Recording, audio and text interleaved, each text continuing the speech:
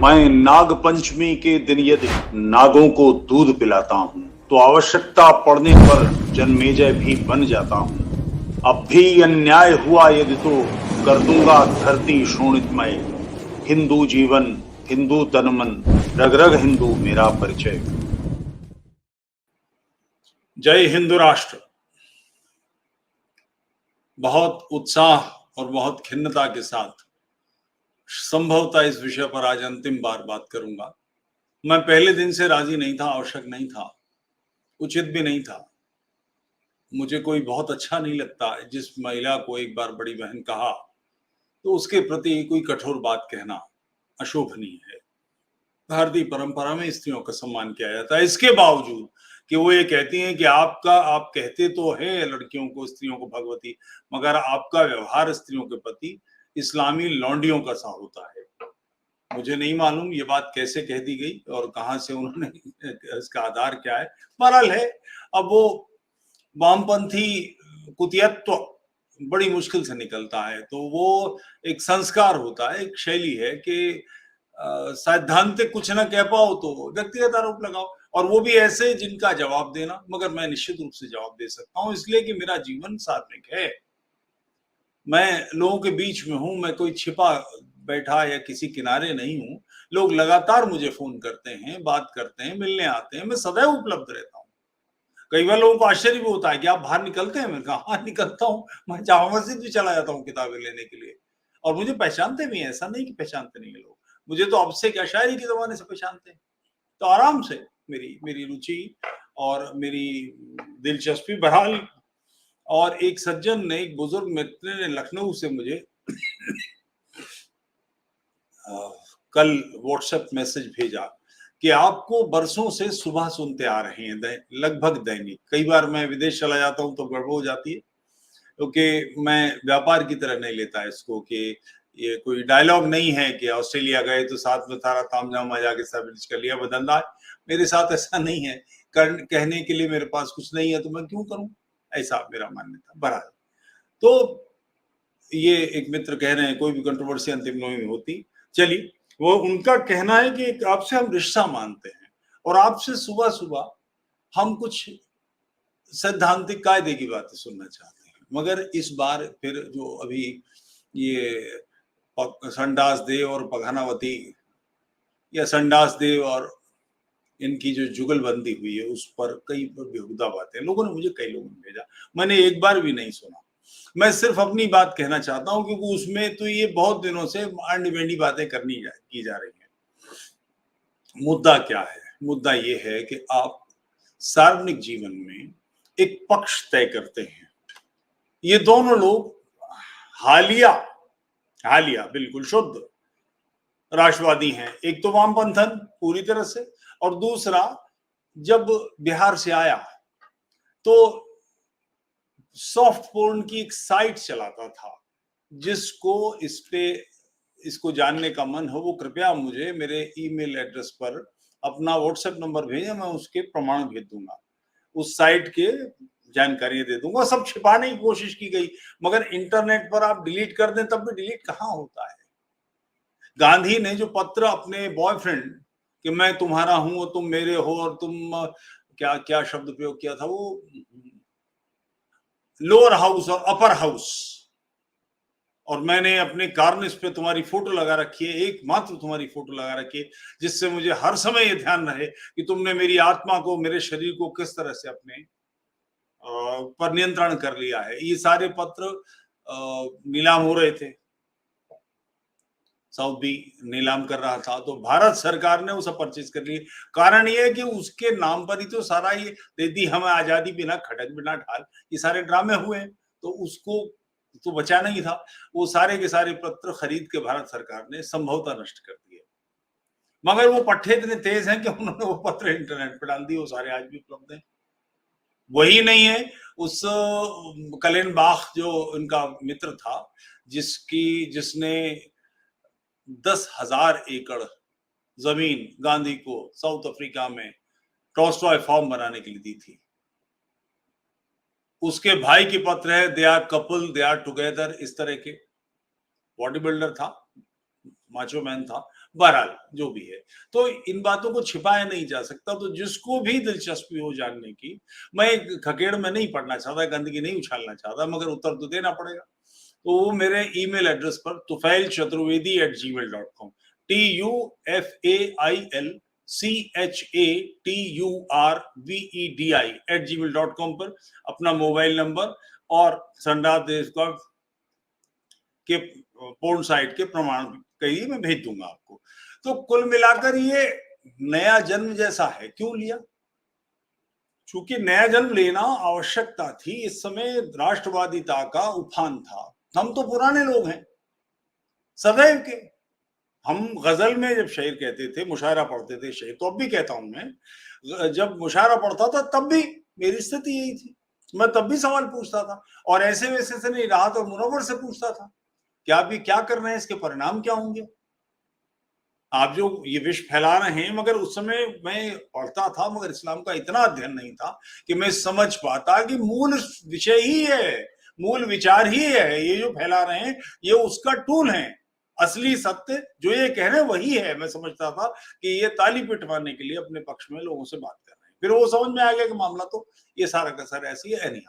तो मेरे उसमें तो कहीं कोई गड़बड़ है नहीं, और सार्वजनिक जीवन में हूँ, यहाँ रहता हूँ, और ठीक ठाक आर्थिक स्थिति का, मतलब ऐसी आर्थिक स्थिति का, जब 93 में मैंने ये मकान खरीदा और 94 में बनाया, तो ये इस पूरी कॉलोनी का सबसे ज्यादा जगमगाता वो मकान था। लोग, बच्चे 9th 10th 11th के, जो हम लोग संघ के लोग हमेशा से तरुण वर्किंग के एक्सपर्ट माने जाते हैं, हमारी दोस्ती तरुण से हो जाती है, क्योंकि हमें शाखा में लोगों को ले जाना है, और वही समय होता है जब उनको संस्कार दिए जाते हैं। उनमें से एक ने मुझे प्रपोज किया था और ये कहा था कि भाई साहब मुझे भी आपके साथ काम करना है, मुझे भी ज्वाइन करा लो अपना गैंग। मैंने, गैंग क्या मतलब? बोले आप स्मगलिंग करते हो ना।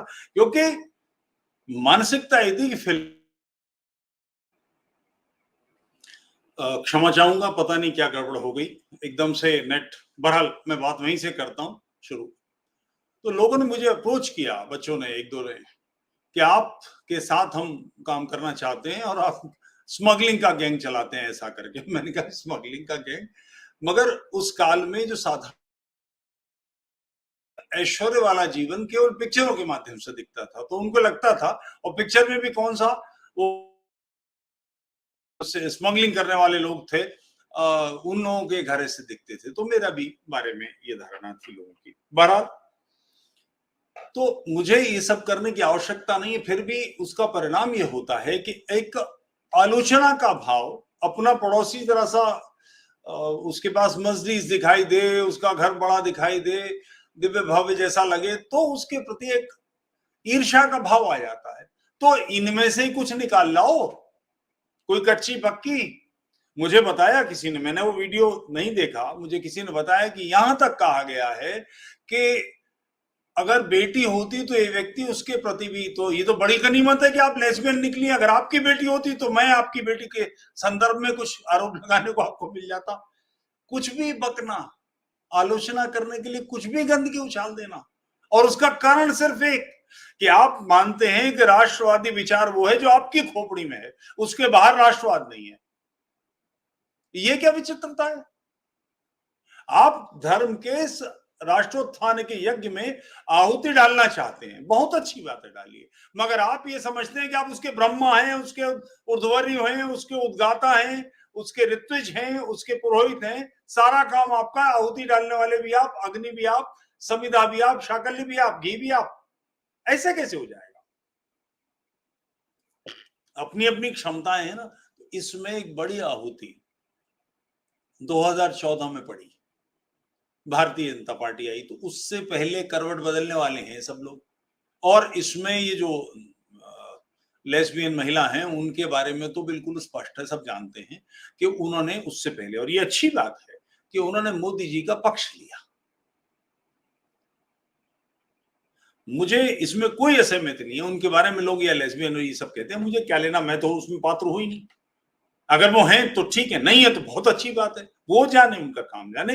राज्य अधिकार देता है, हमारा संविधान अधिकार देता है व्यक्तिगत रूप से किसी को भी कुछ करने का, वो जाने, जिसके साथ कर रहा है वो जाने। अगर वो 18 वर्ष से कम शायद आयु है, उससे कम की आयु हो तो फिर सब ठीक है, मेरा उससे कोई विरोध नहीं, उन्होंने काम किया मोदी जी के पक्ष में। उन्होंने मुझसे कहा, किसी और की बात नहीं कर रहा हूं, मोदी जी के बारे में इस किस्म की बातें उन्होंने मुझसे की हैं कि मोदी जी प्रियंका चोपड़ा के पीछे पड़े हुए हैं और प्रियंका चोपड़ा इसीलिए देश से भाग गई।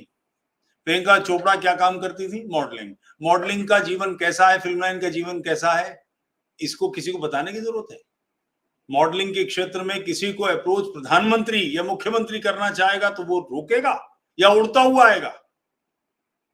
मॉडलिंग कैसी है आपको नहीं पता, मुझे नहीं पता, हम सब नहीं जानते वहां के जीवन शैली क्या है। बहरहाल मुद्दा सिर्फ इतना कि ये महापुरुष मानते हैं कि मोदी या आरएसएस या बीजेपी सही राष्ट्रवादी नहीं। सही राष्ट्रवादी कौन से? संडास देव और उनके भाई। वो मेरे प्रति अप्रिय नहीं था भाव उनका, वो बिगड़े क्यों, मेरे बारे में खराब क्यों बोलने लगे? उनके भाई ने मुझे अप्रोच किया कि आपको इंटरव्यू करना है, तो मैंने उनसे कहा कि अपने भाई से कहिए मुझसे सीधी बात करें। और मैं स्वभाव से इतना ही इसे क्या कहेंगे, स्वाभिमानी हूं। अगर मुझसे बात करनी है तो सेक्रेटरी से बात मत कराइए। सेक्रेटरी ये तो कर सकता है कि माननीय प्रधानमंत्री जी आपसे बात करेंगे, माननीय मुख्यमंत्री जी, माननीय फलाने जी आपसे बात करेंगे, और मेरा को होल्ड करा के, क्योंकि एक तरीका है, जो बड़ा है वो उसका सेक्रेटरी फोन करेगा, हर एक को डायरेक्ट फोन नहीं करेगा, और छोटा वाला उसके 1 मिनट के लिए होल्ड कर लेगा। मुझे इसमें कोई समस्या नहीं, मगर वो सीधे बात करेगा। ये लगवा भगवा से बात करने का मेरा अभ्यास नहीं है, मैं इसको बुरा मानता हूं। ये मैं भी करा सकता हूं, मेरे पास स्टाफ है जो इन लोगों से बात करने के लिए मैं उनका इस्तेमाल कर सकता हूं, मैंने कभी नहीं किया और इस बात को हमेशा बुरा माना, हमेशा बुरा माना। ये आप इसे अहंकार कह सकते हैं, मेरे हिसाब से अहंकार नहीं है, स्वाभिमान है। जसवंत सिंह जी जैसे जो विदेश मंत्री रहे, इतने गंभीर लोग, कभी भी ऐसा नहीं हुआ कि उन्होंने सेक्रेटरी के थ्रू बात की, हमेशा सीधे फोन उठाया। मैंने उनकी पुस्तक का अनुवाद किया है तो मैंने उनके अनुभव देखे। ये सामान्य शिष्टाचार है भारत में। कठिनाई क्या है कि शिष्टाचार में जो विनम्रता है ना, उसको चापलूसी की किस्म समझ लिया जाता है और उद्दंडता को, बदतमीजी को स्वाभिमान समझा जाता है। ये सामान्य शिष्टाचार है।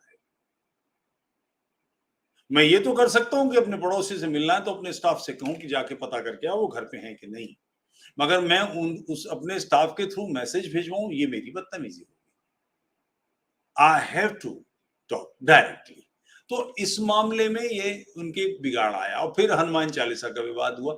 हनुमान चालीसा उत्तर भारत के ग्रामीण क्षेत्रों में अब थोड़ा बढ़ गया है, इसलिए कि एक छोटा शॉर्टकट हाथ आ गया है। अगर कहीं शांति दूत मस्जिद सड़क पे बनाए हुए हैं और आधा मील लंबी लाइनें लग रही हैं और नमाजें हो रही हैं, तो भाई फिर किसी को तो कुछ करना पड़ेगा ना।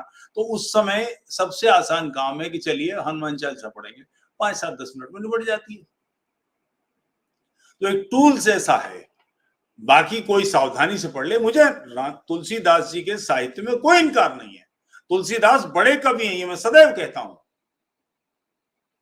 हिंदी साहित्य में जिन जिन लोगों को जोड़ के अवधी का, ब्रज भाषा का, ये मूल भाषाएं हैं, ये हिंदी की चेरियां नहीं है, हिंदी की डायलेक्ट्स नहीं है, ये अपने में स्वयं सक्षम भाषाएं हैं, जिनके अपने क्रियापद हैं, जिनका अपना साहित्य है, जिनका अपना काल है, जिसके अपने आचार्य हैं, जिनकी शब्दावली है, जो हिंदी से बहुत सारे अर्थों में मैच नहीं खाती, और एक दूसरे के क्रियापद एक दूसरे में शिफ्ट भी नहीं होते हैं। तो इन भाषाओं के जिन लोगों को कवि बनाकर, हिंदी के कवि बनाकर डाल दिया गया है, उसमें तुलसीदास मेरी दृष्टि में सर्वश्रेष्ठ लोगों में हैं, सर्वश्रेष्ठ व्यक्ति हैं। सूर से बड़ा मानता हूं मैं उनको, मैंने सूर भी पढ़े, ये भी पढ़े। तो उनके साहित्य से कोई इनकार नहीं है। अतिशयोक्ति, लंबी चौड़ी छोड़ना, कविता में लंबी लंबी बातें करना, सब करते हैं।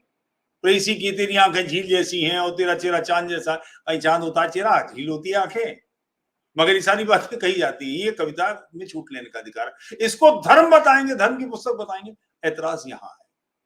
तो आपकी मान्यता ये है, सत्यार्थ प्रकाश पढ़ लीजिए, 14 सम्मोल्लास है, उसमें 12 हिंदू समाज के जो विविध वर्ग हैं, अंडवंड बातें हैं, उनकी खंडन पर ही है। और ये अब की नहीं, 19वीं सदी की पुस्तक है। परख से उड़ाएं किताब उसमें। लोगों को इसमें बुरा लगता है, ठीक बात है, आपको बुरा लगाने का अधिकार है, मगर मुझे अपनी बात कहने का अधिकार है। और आप इसको सत्यासत्य विवेक पर कसेंगे, कसौटी क्या होगी? कसौटी सत्य होगा, कसौटी धर्म होगा। मेरे परबाबा पढ़ रहे थे हनुमान चालीसा और मैं पढ़ रहा हूं और मेरे बाप पढ़ रहे हैं, इसलिए मेरे मिर्चें लगती हैं, इसका कोई मतलब नहीं। बांगड़ू बने की बात है। तथ्य यह है कि आपको जो भी एनी हाउ, तो मेरे प्रति जो भी व्यक्तिगत आरोप लगाए जा रहे हैं, कोई ईर्ष्या करने वाला, कोई एक तो दो लोग तो मिलेंगे, इस्लामी मान लेते हैं, दो लोगों की औरतों की गवाही, चलिए एक आधी आपकी हुई या एक उसकी हुई, 1.5 गवाही मैं मानने को तैयार, थोड़ा उससे कहीं से कुछ तो ले आओ, कहीं से कुछ तो निकलेगा। काना फूसी आएगी वो भी तो मैं उसे भी स्वीकार कर लूंगा, तो ऐसा नहीं है। दूसरा पक्ष, तो आप जो मानते हैं कि राष्ट्र ये है, सत्य ये है, धर्म ये है और मोदी को यूं करना चाहिए, बाबा का नौकर है तुम्हारे, तुम्हारे बाप का नौकर है, तुम कौन हो प्रधानमंत्री को गाइड करने वाले? तुम खुद क्या कर रहे हो? दूसरों पर उंगली उठा रहे हो। कभी चवन्नी खर्च किए? एक एक पैसा कभी राष्ट्र के लिए खर्च किया है?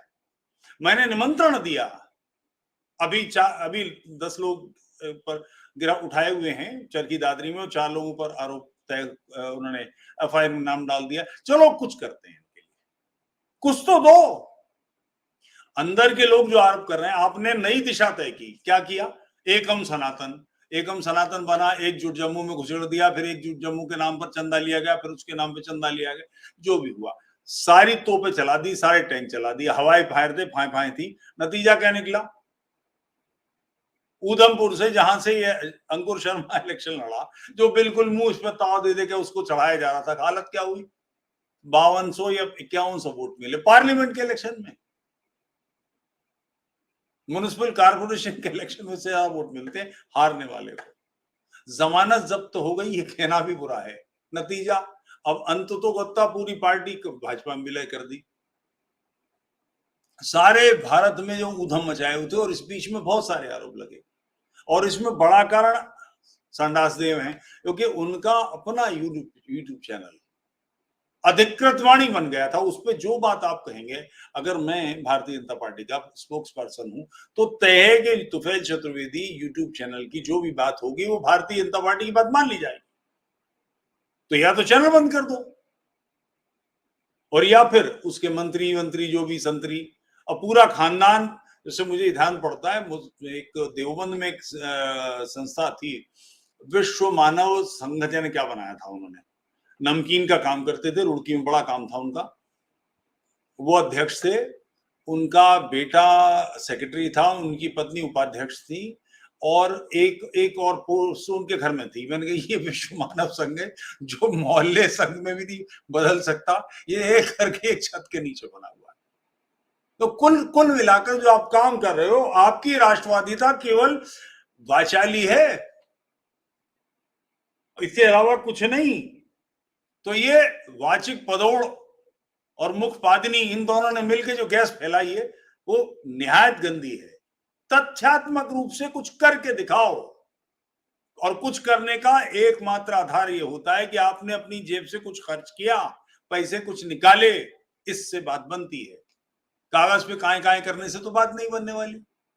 मैं ये सारी बातें करना नहीं चाह रहा हूं। ये एक तथाकथित शायद लेस्बियन और एक ये पोर्न साइट चलाने वाला तेजस्वी व्यक्ति, इनकी जोड़ी एक अंधा एक कोढ़ी जैसी हालत है।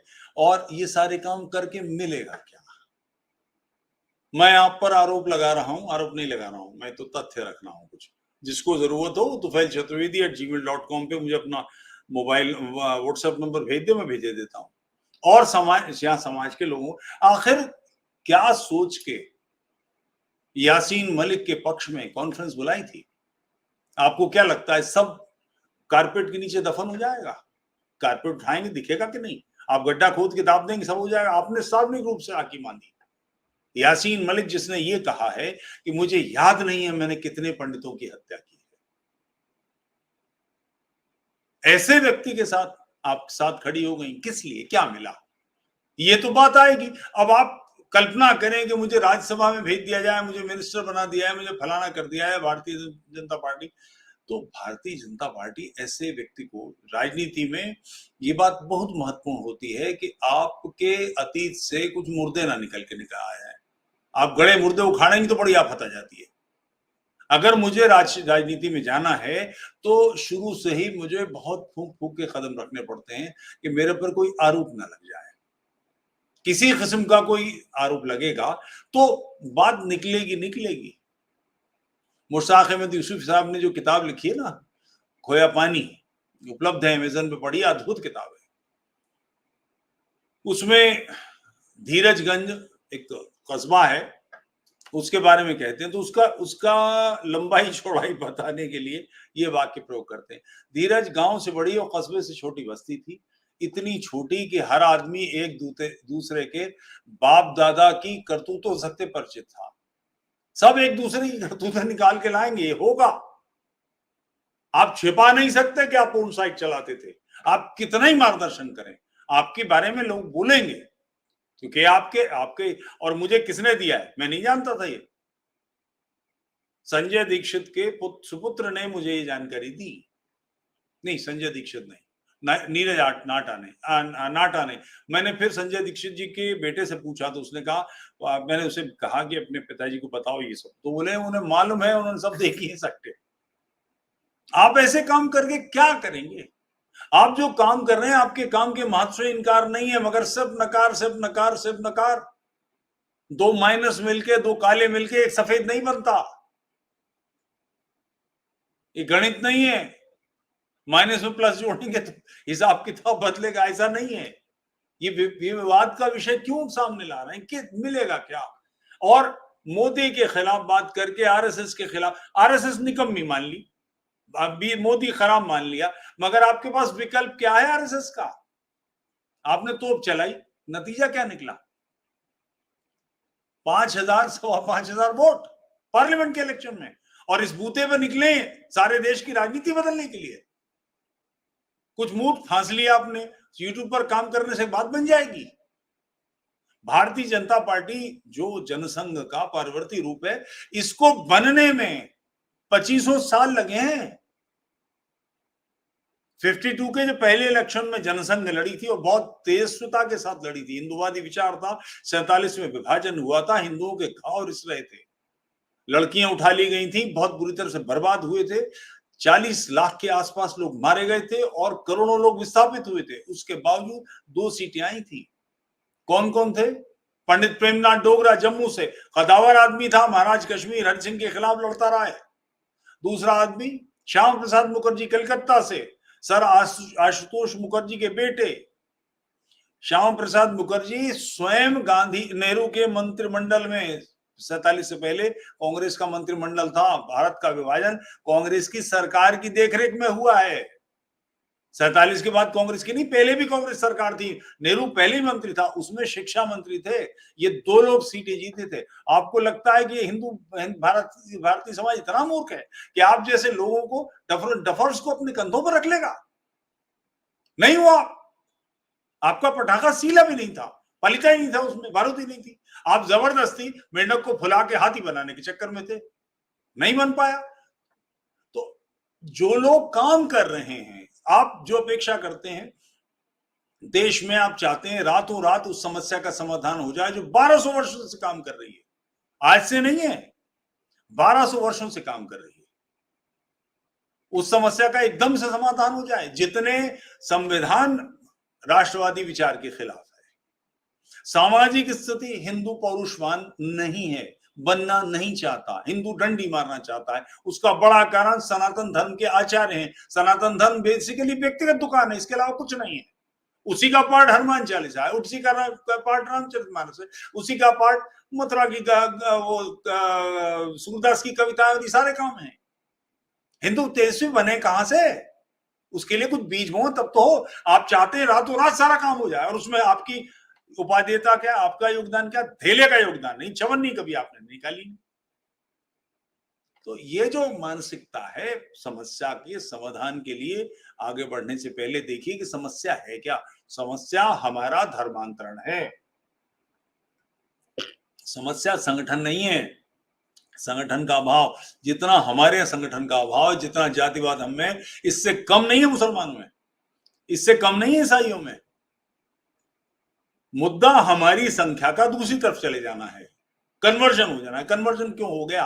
हमसे कैसे चूक हो गई, हमारे लोग क्यों कन्वर्ट हो गए, इस पर विचार करेंगे कि नहीं?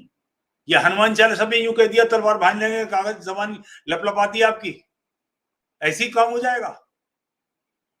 इसके लिए आपको कोई योजना तो रखनी पड़ेगी। इस देश की समस्या से, इस राष्ट्र की समस्या से निपटने के लिए कोई ब्लूप्रिंट बनाना पड़ेगा। या पार्लियामेंट में 2 लौंडे पहुंच गए तो इससे कम हो जाएगा? तो कुल मिलाकर आपके कहने से कोई तथ्य नहीं बन जाता, आरोप नहीं लग जाता, आरोप लगाने से कोई तथ्य नहीं बन जाता, और मेरे कहने से, मेरे आरोप लगाने से भी तथ्य नहीं बनते। मैं आरोप लगा भी नहीं रहा हूं, फिर भी जो देखना चाहे मैं tufailchaudhary@gmail.com पर उसको मोबाइल नंबर भेज दीजिए, व्हाट्सएप नंबर भेजिए, मैं उपलब्ध करा दूंगा सारी चीजें, इसमें तो कोई कठिनाई नहीं। आप भी प्रमाण दीजिए, कृपया प्रमाण दीजिए, और इसको छोड़ते हैं, बहुत हो गया कबाड़, कुछ लाभ नहीं इससे, क्योंकि आपके जीवन का तो एकमात्र लक्ष्य है, क्योंकि धंधा ही है आपका, इससे ही चलता है, तो आपके लिए छोड़ना तो कठिन होगा, मगर प्रयास कीजिए। दुश्मनी जमकर करो पर इतनी गुंजाइश रहे, दुश्मनी जमकर करो पर इतनी गुंजाइश रहे, फिर कभी हम दोस्त बन जाएं तो शर्मिंदा न हूं। चरखी दादरी के लिए परसों जाएंगे हम लोग, आप में से किसी की जाने की मनस्थिति हो, मगर अपनी जेब से कुछ खर्च होगा, शक्ल दिखाने, फोटो खींचने, सेल्फी लेने नहीं, कुछ करने जाना चाहते हैं मुझे बताइए, मैं आपके घरों से आपको लेके जाऊंगा।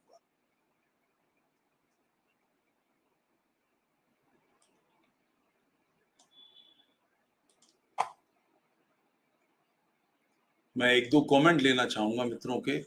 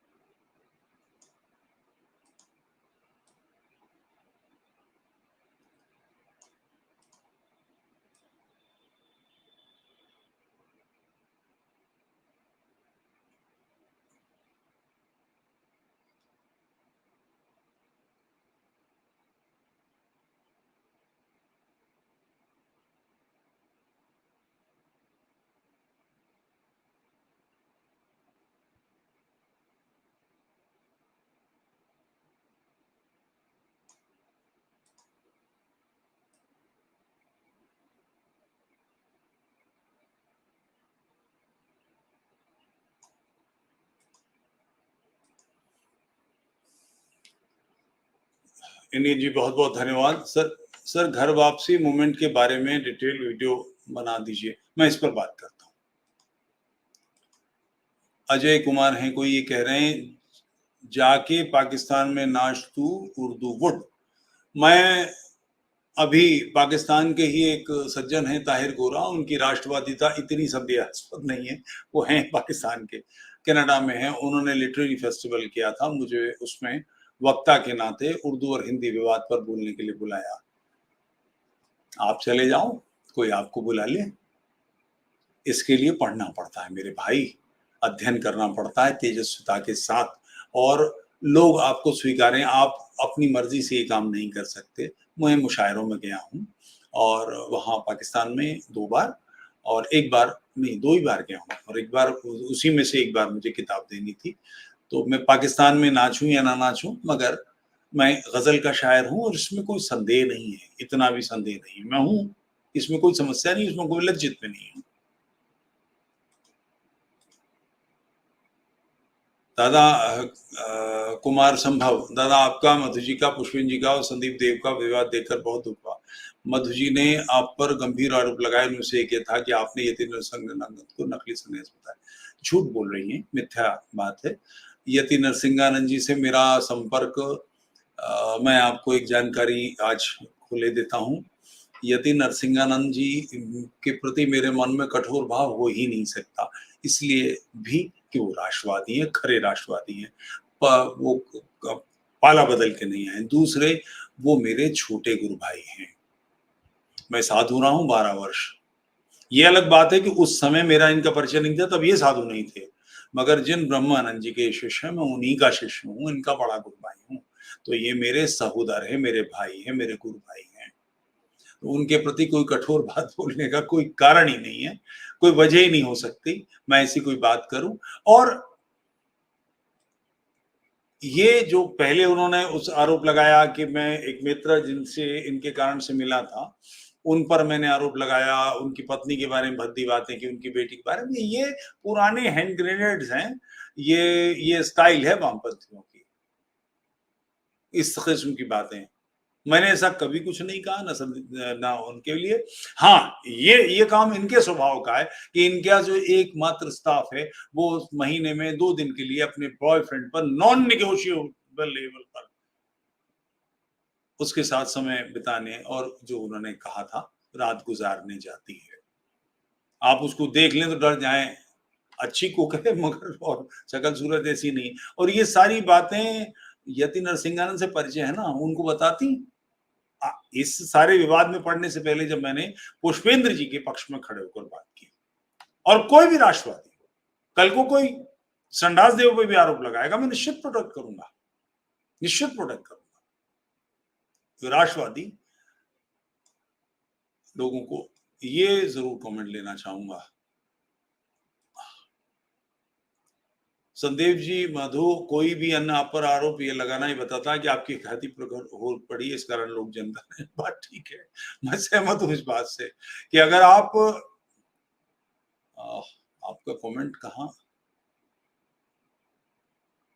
ये इसमें क्या, ये कमेंट दादाजी संडास देव कांग्रेस का एजेंट है।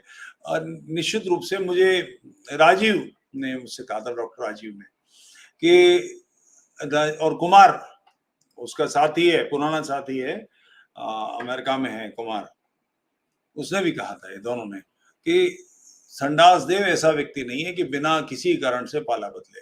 वो ऐसा ही है जैसा है, पर जो भी है सामने है। यूट्यूब चैनल की सांसें घोटी जा रही, फिर भी हम बढ़ रहे हैं आगे। कृपया चैनल को लाइक कीजिए, सब्सक्राइब कीजिए, सपोर्ट कीजिए, मेंबरशिप लीजिए, बेल आइकन अवश्य दबाइए।